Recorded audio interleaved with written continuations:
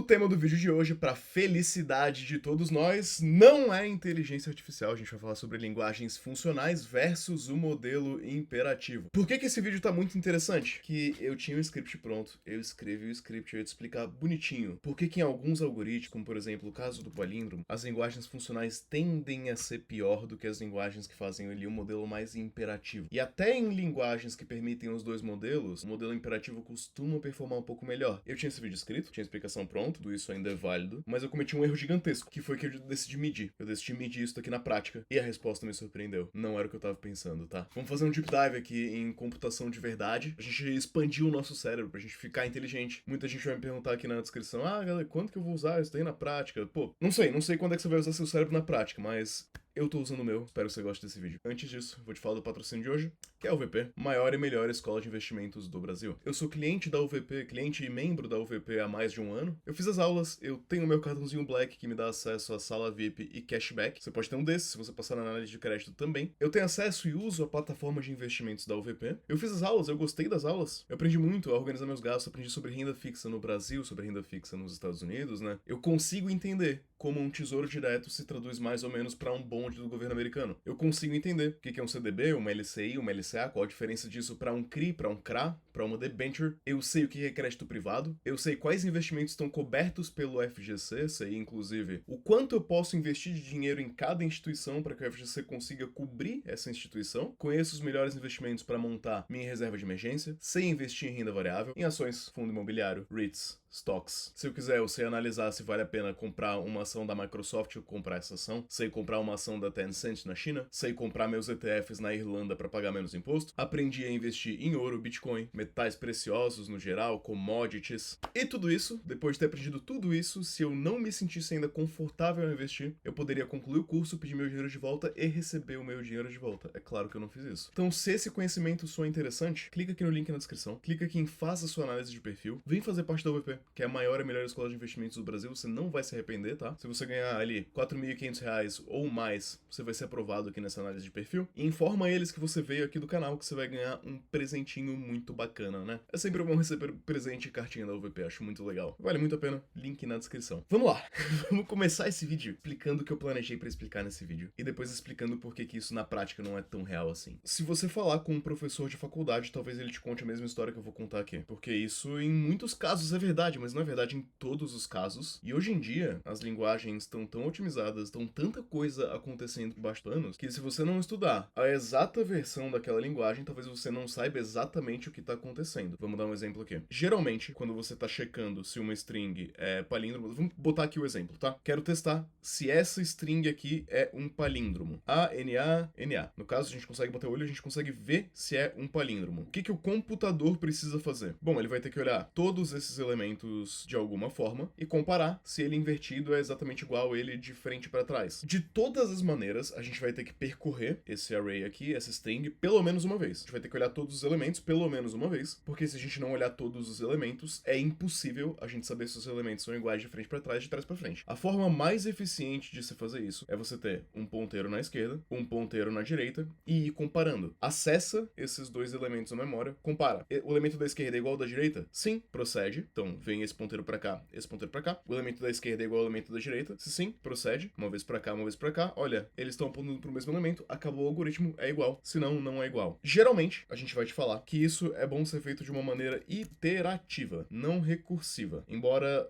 na prática, às vezes, não faz tanta diferença, tá? Por que eu digo fazer isso de uma maneira iterativa? Você pode ter um loop, e esse loop manipula esses ponteiros aqui. Se a gente fizer da maneira recursiva, o que vai acontecer? Depende de como a gente implementar a recursão, a gente vai checar esse elemento daqui, né? Checamos esses dois, recursiva. Checamos o primeiro e o último, e a gente passa um subconjunto desses elementos para a função recursiva. Então, a gente passa o NaN para a função recursiva. Depois checa o NaN, aí, né, vai eliminar os dois N's na ponta, a gente vai passar o A para a função recursiva. Isso vai empilhando as coisas no que a gente chama de uma stack. Então a gente tem uma stack, né, em que a gente vai empilhando as chamadas de função. Vamos chamar essas chamadas de função de palíndromo. Na primeira, a gente vai passar o A na na, mas a gente não consegue resolver porque a gente não determinou se ele é um palíndromo ou não. Deixa eu mostrar no código isso aqui. Cadê? Em Python, aqui, ó. Palíndromo recursive. Você nota que a primeira chamada de função, ela vai receber aqui, né, o nosso A na na. E a segunda chamada de função, aqui embaixo, né? Nota, a gente vai primeiro checar se o primeiro elemento é igual ao último, e depois a gente vai chamar a função passando a partir do primeiro e até o penúltimo ali. Então a gente vai passar NaN. Nota que essa primeira chamada de função, ela não foi resolvida ainda. Ela só vai ser resolvida quando a gente resolver todas as outras. Então esse método, ele fica, tipo, pendurado, digamos assim, até todas as outras chamadas serem resolvidas. E o seu software, ele vai empilhando isso na stack. Então ele empilha aqui, vira NaN, ele empilha aqui de novo, vira A. Esse A, o que vai retornar? Vai retornar true aqui, né? Ele retorna true. Como ele retorna true? Ele vai começar a desempilhar, né? Retorna true pra cá, e aí esse aqui retorna true pra cá, e aí esse daqui retorna true. Houve um empilhamento e desempilhamento dessas chamadas de função, algo que não acontece na implementação de two-pointer. Sendo assim, esse modelo imperativo de se fazer as coisas tende a ser um pouco mais performático do que o modelo funcional, o modelo recursivo de se pensar. Em linguagens funcionais, a gente geralmente não manipula ponteiros, a gente não dita como algo deve ser feito, a gente diz o que deve ser feito. Linguagens funcionais também, você vê que esse array aqui, a gente teve 3 criações de array, né? 3 arrays diferentes. Isso acontece porque a linguagem funcional, ela trabalha com imutabilidade. Esses arrays, essas strings, elas não são mutáveis. No caso, tem como a gente fazer também passando apenas os ponteiros, tá? Ao invés de passar as strings, né? Aqui eu fiz uma implementação, cadê ela? Uma implementação esdrúxula de propósito, porque você pode muito bem passar a string e passar o ponteiro de início e o ponteiro de fim. E aí a implementação recursiva seria parecida, mas você ainda tem o problema de empilhamento da stack. Esse empilhamento da stack também pode ser resolvido com um negocinho chamado de TCO, Tail Call Optimization. Até certo momento recente não existia TCO em Python, não sei se já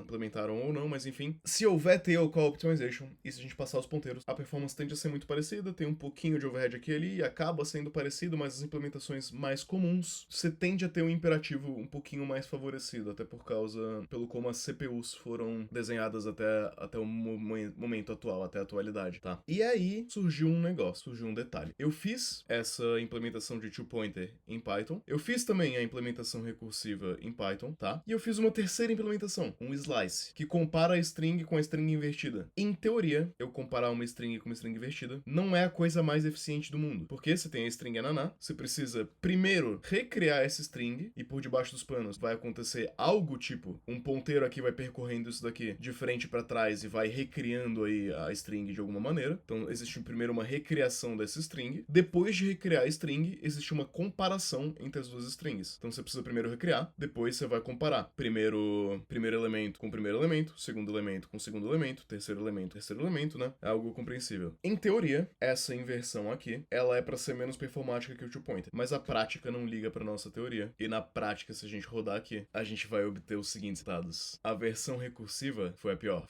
Ela demorou 10 segundos, né? Isso daqui é o tempo, que é o esperado. A versão de two-pointer, ela foi 2 vezes mais rápida, né? Demorou metade do tempo. Mas a versão de slice, ela foi 5 vezes mais rápida que a versão de two-pointer e 10 vezes mais rápida que a recursiva. Porque Python, quando a gente faz isso daqui, essa linhazinha aqui de Python tá sendo delegada para CPython. Claro, com algum overhead aqui de Python e tal, né? Mas, na prática, isso daqui vai delegar pro CPython, que vai meio que rodar em C. Essa linha inteira vai ser delegada pro C, efetivamente. Enquanto isso daqui ainda vai acabar executando linha por linha, algumas linhas aqui, sem delegar tudo. O interpretador aqui vai pegar isso daqui, vai falar, olha, CPython, pega esse string, reconstrói esse string aqui ao contrário e compara as duas, depois me dá o resultado. E aí o CPython vai fazer essa otimização e vai ser mais performático. Em termos de complexidade, a versão recursiva é a pior de todas as complexidades. Ela tem uma complexidade de O de n ao quadrado, porque da forma ridícula que eu implementei, ela tem que recriar esse string várias vezes, e como ela tem que recriar esse string várias vezes também, ela também tem uma complexidade espacial de também O de n ao quadrado, né? Muito ruim. Se eu implementasse bem, isso aqui cai. Fica um pouco melhor, porque você não tem que recriar a string várias vezes, você tem só que criar vários ponteiros, e aí você vai percorrer a string uma única vez, então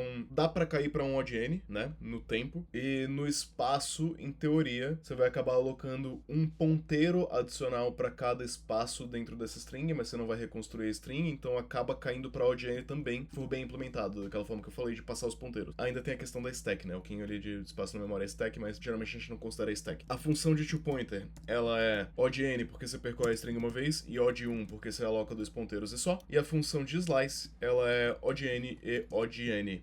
E mesmo assim, ela é muito superior às outras, tá? Vamos então pegar essa recursão aqui estúpida e fazer a implementação melhor, pra ver, né, se com o meu algoritmo melhor, a performance começa a ficar mais legal. Vamos rodar isso daqui.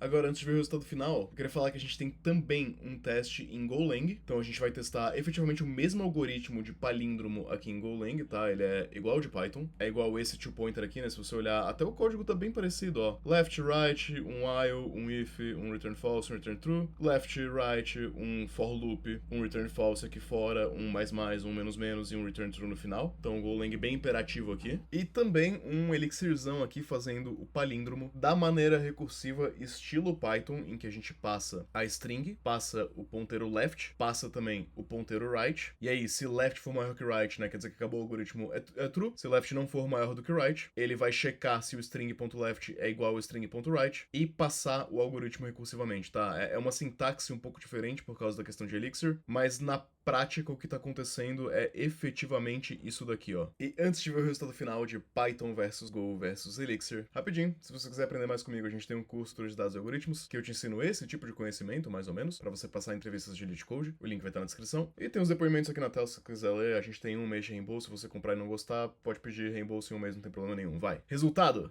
Vamos rolar aqui jumpscare da tela branca. E temos aqui o resultado final. Python de maneira recursiva levando um total de 5 segundos para fazer 14.614 iterações 500 vezes. Na verdade, 500 palíndromos. 14.000 vezes 500 palíndromos. Um monte de coisa. Demora 5 segundos de média de maneira recursiva. Demora 3.6 segundos de média de maneira two-pointer, que evidencia, né, o nosso ganho de eficiência ali trocando um pelo outro. E o slice do Python demora, cara, 1 segundo. 5 vezes mais rápido do que a maneira recursiva lá, bem eficiente, né? Enquanto Elixir, em média, demorou 1.5 segundos, nota, se a gente comparar a recursividade de Python com a recursividade de Elixir, dois algoritmos iguais, o código é praticamente o mesmo, tá? Você tem em Python isso daqui, em Elixir isso daqui, não sei porque que desconfigurou o meu módulo de Elixir aqui. Na prática é um algoritmo virtualmente igual, então Elixir acabou vencendo Python aqui, sendo pelo menos 2 vezes mais rápido que Python. Não sei como é que tá a questão de alocação de memória, tá? Mas, por fim, a gente tem Golang. Então, o algoritmo two-pointer de Golang foi, tipo, 50 vezes mais rápido que o algoritmo two-pointer em Python. O algoritmo two-pointer de Golang foi mais que 10 vezes mais rápido que o algoritmo de Python que usa o slices e o CPython, né? É óbvio que para esse tipo de algoritmo, na verdade, eu acho que a gente pode cravar que é óbvio que Golang, um sistema em Golang performa muito melhor do que um em Python. E para esse tipo de algoritmo, algoritmos dessa natureza em específico, Golang também vai performar melhor do que Elixir atualmente. No futuro pode ser que isso mude, para diferentes tipos de algoritmos essa diferença diminui um pouco, Golang ainda tende a ser mais performático. Agora, para sistemas de back-end, claro, Golang vai performar muito melhor do que Python, mas Elixir tem algumas questões bem interessantes, porque um sistema de back-end às vezes precisa dar vazão para muitas conexões, e Elixir acaba brilhando aí, tá? Então, não pega isso daqui, não pega esse número e fala, tipo, pô, Golang é 20 vezes mais rápido que Elixir, porque meio que não é verdade, ou não é verdade sempre, você tem que entregar todo o contexto para ser verdade, tá? Também não pega esse número aqui e fala, cara, o meu back-end em Golang, ele vai escalar 30 vezes mais do que o meu back-end em Python, porque não é verdade. O gargalo dos nossos backends geralmente não é CPU, é inputs e outputs, né? É número de conexões ativas. É um gargalo de networking, é um gargalo de... enfim, não é um gargalo geralmente de performance de CPU. Então isso daqui não vai se traduzir num back-end que vai escalar 30 vezes mais quando você trocar de Golang para Python. Perdão, de Python para Golang. Pode ser que escale 2 vezes mais. Pode ser que consiga servir para 2 vezes mais usuários, para 3 vezes mais usuários, para 5 vezes mais usuários. Para 30, eu acho que não. Gostou desse vídeo? Esqueci de pedir like. E não é um vídeo sobre IA. Então, dá o like aí, dá uma forcinha aí. Eu gosto muito mais disso do que de IA, mas o mercado me obriga a falar muito de IA também. Então, se você puder me ajudar nesse vídeo aqui em específico, fico muito agradecido. Claro, vou continuar trazendo conteúdo assim aqui no canal, na medida que isso continuar sendo, acredito que, importante, ou que tiverem interesse, ou que o mercado continuar cobrando e tal. Acho que é um conteúdo legal, acho que você vai ficar mais inteligente por isso. Mas a gente também não pode ignorar a realidade que eu também preciso trazer conteúdos importantes sobre IA que vocês não gostam. E eu também não sou muito fã. Por hoje é isso, valeu pessoal.